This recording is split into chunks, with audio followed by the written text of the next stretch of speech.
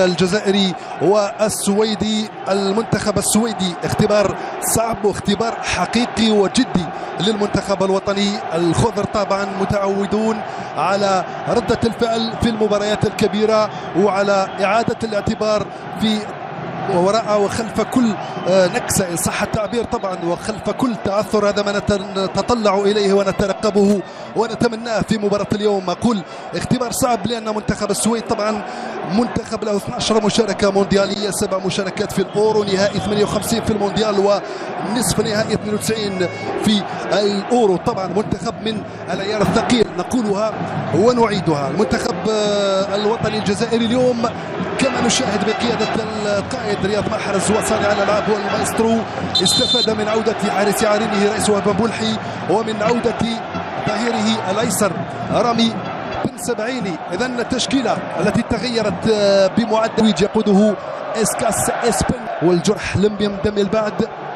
العاصمة كوبنهاغ تلعب الكرة مباشرة للبحث عن المنتخب السويدي، تلعب في القائم الأول. الدفاع يدخل لجوستافسون حذاري والكرة مباشرة إلى الركنية الأولى في المباراة وللمنتخب السويدي. انتقل بليلي سليماني أول محاولة، يا سلام، أول محاولة جديدة، يلا التسديد، الدخول بالمنطقة، يا سلام، سحرية. محرز يلعب الكرة، الدفاع يخرجها.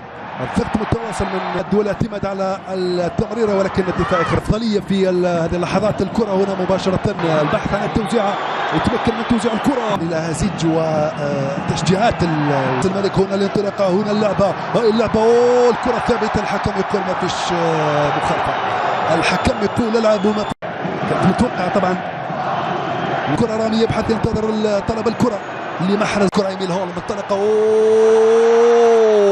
يا سلام، ممتاز رايس، ردة فعل رائعة، ردة كرة حذاري من هذه الكرة لحسن الحظ. التركيز يغيب عن ايميل بليلي، انطلق، يلا المراوغة، يلا التسديدة، يبحث عن التوزيعة حاضرة وموجودة مباشرة. بليلي يبحث عن التوزيعة ولكن في الجانب الايسر تبقى المبادرة من جانب منتخب السويد على مرتين، يا سلام، على مرتين. عيسى بروعة توصل الكرة، محاولة الشباك تهتز للمرة الأولى، تلعب الكرة مباشرة من هناك لأرسن ولكن موجود أحمد طوبة.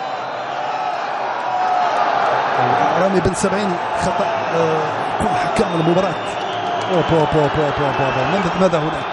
البطاقة تنسن، التوزيعة موجودة، واتسون الدخول بالكرة، يا سلام، السلام، لكن زي سلام لمحرز، يلا سليماني، ونتطلع حذاري ترجع لي سفانبيرغ، ركلة جزاء. حكم المباراة يمنح ركلة جزاء، حكم المباراة يمنح ركلة جزاء، ما يترددش مطلقا حينما يكون القرار في صالح منتخب السويد. قدم لتنفيذ الركلة، هدف أول لمنتخب السويد، هدف أول في الأنفاس الأخيرة للشوط الأول من هذه المباراة، هدف أول نصفه بالأبيض صراحة، هدف من ركلة جزاء خيالية، بركلة جزاء خيالية. إيميل فورسبرغ ينهي المرحلة الأولى ب1-0 لمنتخب السويد على حساب منتخبنا الوطني الجزائري. مشاهدينا الأفاضل، متابعينا الكرام، ألقاكم بحول الله. الخطأ من أحمد طوبة، الخطأ من أحمد طوبة، الخطأ القاتل من أحمد طوبة، الخطأ القاتل من أحمد طوبة مجانا. هدية حقيقة، هدية حقيقية منحها أحمد طوبة للمنتخب السويدي. 2-0 للمنتخب السويدي. مباشرة بعد انطلاق الشوط الثاني تمكن جوي كيرسن من تسجيل الهدف الثاني. هنا الرقابة، شوف أحمد طوبة، أحمد يا طوبة، هدف قاتل أو خطأ قاتل لأحمد طوبة، والذي سجل هو كلايسون فيكتور لاعب كوبنهاغن الدنماركي اثر انفراده بالحارس رايس وهب بولحي. 2-0. ولا يلا بلايلي، يلا راوغ الأول، الحكم يقول واصل اللعب، الحكم يقول واصل اللعب، وانطلاقه لصالح. نشوف السهوله اللي يوجدوها عناصر منتخب السويد. تسجيل المنتخب السويدي للهدف الثاني.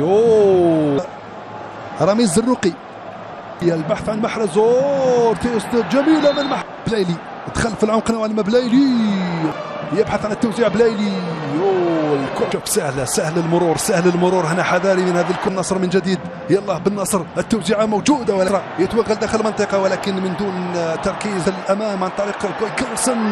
مبوحي حاضر، مبوحي أفضل العناصر من جانب الكرة.